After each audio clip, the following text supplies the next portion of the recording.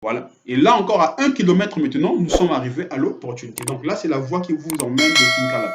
Voilà, 1 km du péage. Donc de ce côté, c'est Kinkala et de l'autre côté, Ngananengolo. Et notre opportunité est là.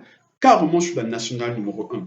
Notez bien ce qui est très important. Sur la nationale numéro 1, 5 mètres a été réservé des deux côtés.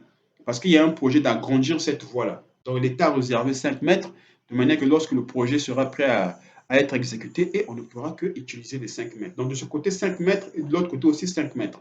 Donc ça veut dire que pour arriver à l'opportunité, il faut d'abord laisser les 5 mètres de l'État. Effectivement, c'est ce qu'on fait. Donc là, on est en train de passer les 5 mètres de l'État jusqu'à ce qu'on rentre maintenant dans notre opportunité. Voilà. Là, nous sommes maintenant à l'intérieur. Alors là, je m'en vais déjà vous montrer la première borne. Parce que vous comprenez, c'est quand même un domaine avec un titre foncier. Le titre foncier est là, donc il faut tout spécifier. Ça, c'est la première borne.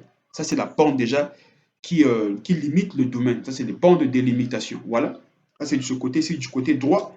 Et on va maintenant du côté gauche, afin que vous compreniez vraiment la largeur du domaine. Parce que sur la grande voie, sur la nationale numéro 1, c'est en largeur. Et en profondeur, maintenant, quand on va en profondeur, c'est la longueur. Voilà. Donc, sur la nationale numéro 1, il y a deux parcelles qui donnent sur la nationale numéro 1. Voilà, la borne, elle est là. Voilà. Donc, il y a deux, ça c'est le mur mitoyen. Il y a deux parcelles qui donnent sur la nationale numéro 1. Donc, les maisons que vous voyez de ce côté ici, là, occupent une parcelle. Et de l'autre côté, là où c'est encore vide, c'est encore une autre parcelle. Donc, il y a deux parcelles sur la nationale numéro 1. Cette parcelle ont tassé au même endroit, de la nationale numéro 1 jusqu'au ruisseau derrière. Vous voyez l'avantage. Vous comprenez? Donc, il y a un puits qui est là, c'est ça l'avantage, vous avez ce puits, et ça, c'est la maison qui a été construite à l'intérieur. Une très grande maison, je me suis renseigné, je crois que c'est 4 chambres, 2 salons, des cuisines, en tout cas, c'est vraiment vaste à l'intérieur. Et pour l'instant, c'est les locataires qui y vivent. Hein.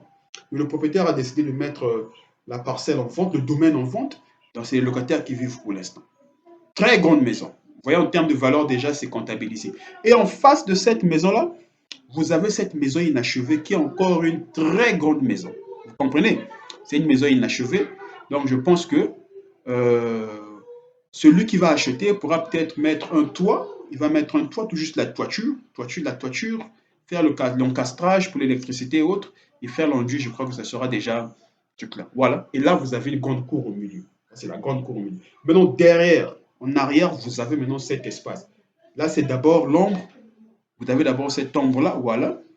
Donc là, vous pouvez vous reposer, tout ça, tout. Et là, maintenant, vous avez maintenant ceux qui font le maraîchage.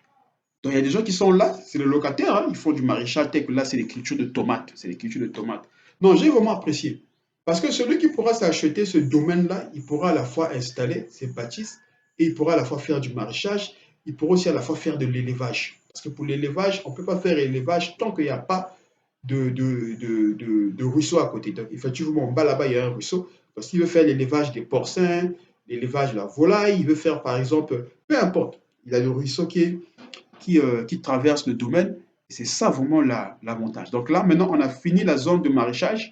On va maintenant plus bas, là où il y a le ruisseau. Voilà, voilà. OK.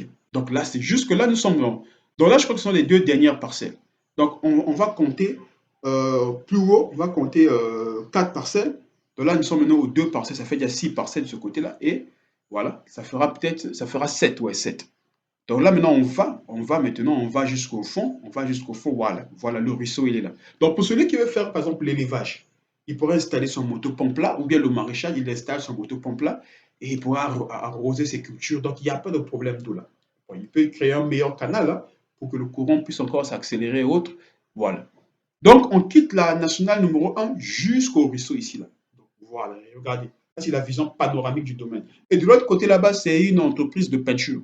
Cette entreprise fait de la peinture et autres. Voilà. Donc, c'est vraiment intéressant. J'ai vraiment aimé l'endroit.